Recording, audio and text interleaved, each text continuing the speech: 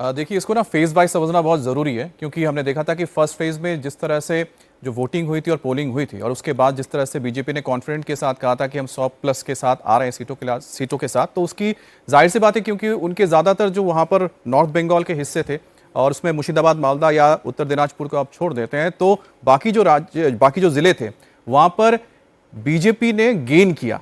और उनको पता था कि पिछली बार जो 2021 के चुनाव थे, बहुत कम मार्जिन में यहाँ पर सीटों से वो हारे थे।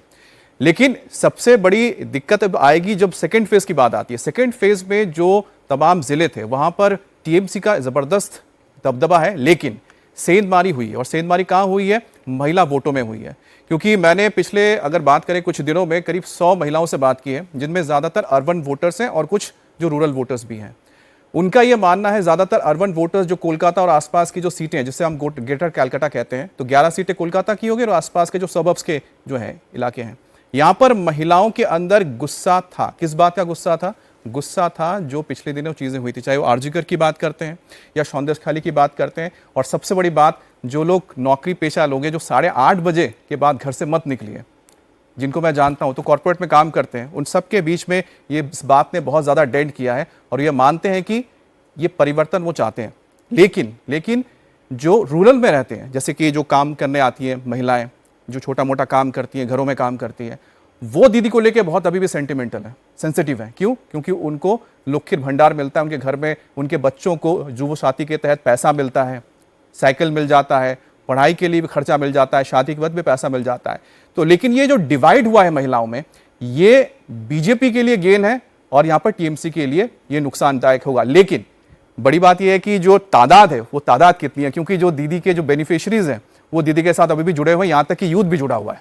अमित, क्योंकि बहुत सारे बंगाली लोगों से आपने बात की, आप खुद बंगाली हैं ही, उसमें एक चीज़ ज़रूर समझने वाली बात होगी कि जो हार्डकोर बंगाली स्पीकिंग बंगाली हैं जी, और जो बंगाली एंड हिंदी स्पीकिंग बंगाली हैं, क्या उन दोनों के पॉलिटिकल ऑब्जर्वेशन, उनके पॉलिटिकल थॉट, नैरेटिव, इन सब चीज़ों में इस बार के इलेक्शन में उसमें फर्क नजर आ रहा है? आपने बहुत अच्छा ये सवाल पूछा है, क्योंकि मेरी उनसे ही बात हुई। अमित, आप कंप्लीट करिएगा। इस वक्त एक बड़ी खबर आ रही है, वो बड़ी खबर बता देते हैं। कोलकाता में कई जगहों पर सड़कें ब्लॉक कर दी गई हैं, बाहरी गाड़ियों को जगह नहीं दी जा रही है, हंगामे से बचने के लिए किया जा रहा है। कॉलोनी के बाहर बैरिकेड लगा दिए गए हैं। बड़ी खबर आपको बता रहे हैं ताकि हंगामा ना हो, क्योंकि आज के दिन हंगामे होने के पूरे आसार हैं। और ये आपको कल रात से ही पता चल रहा होगा। टीएमसी लगातार आरोप लगा रही है, बीजेपी लगातार आरोप लगा रही है। तो ऐसी किसी भी घटना से बचने के लिए बाहरी गाड़ियों को जगह नहीं दी जा रही है। कॉलोनीज के बाहर भी बैरिकेड्स लगा दिए गए हैं ताकि आज काउंटिंग सही तरीके से पूरी हो पाए, मतगणना पूरी तरीके से, शांतिपूर्ण तरीके से पूरी हो पाए। मनीष इस खबर पर हमारे साथ जुड़ गए। मनीष, बताइए क्या जानकारी मिल पा रही है? देखिए, कोलकाता के पोर्ट में, भवानीपुर इलाके में, चौरंगी में, बड़ा बाजार में, जोरासाको में, ये ऐसे इलाके हैं जहां पर बहुत घनी आबादी है और इस जगह पर तमाम कॉलोनियों में पुलिस ने बैरिकेड्स लगाया है और हर इलाके में भारी पुलिस, भारी फोर्स तैनात किया गया है।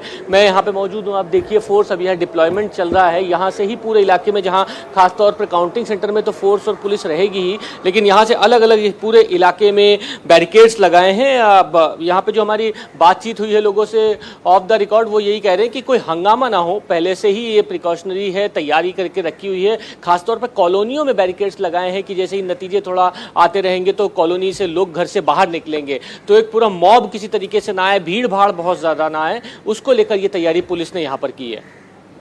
वो आप तस्वीरों में देख भी सकते हैं, मनीष के पीछे आपको पुलिस बल सड़कों पर तैनात दिखाई दे रहा होगा। तो दो किस्म के प्रिकॉशंस लिए जा रहे हैं वहां आज काउंटिंग के दिन। एक तो बाहरी गाड़ियों की शहर में आने पर कुछ पाबंदियां लगाई गई हैं, और दूसरा रिहायशी कॉलोनीज के आसपास बैरिकेड्स लगा दिए गए हैं ताकि किसी वजह से लोगों का झुंड या मॉब वो ना बाहर निकल पाए, काउंटिंग सेंटर्स के बाहर भीड़ ना लगा पाए।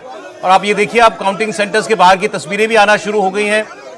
जो कर्मचारी हैं और जो काउंटिंग एजेंट्स हैं पार्टियों के, वो अंदर जा रहे हैं। इस बार एक्सेस भी, उसको भी रेस्ट्रिक्ट करने के लिए और वेरीफाई करने के लिए क्यूआर कोड का एक प्रयोग इलेक्शन कमीशन ने किया है। सिर्फ बंगाल में नहीं, 5 राज्यों में जहां पर आज वोटों की गिनती होनी है, वहां इस प्रक्रिया को लागू किया गया है।